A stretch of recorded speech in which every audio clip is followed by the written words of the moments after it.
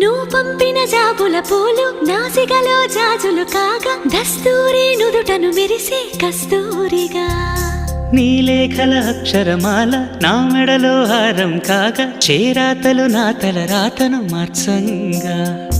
నువ్వు రాసిన ఈ ఉత్తరమే నా మనసుకు అర్థంగా నువ్వు చేసిన ఈ సంతకమే మన ప్రేమకు పసుపు కుంకుమ అర్థంగా గంగా నిజంగా నువ్వే నాలో సగభాగంగా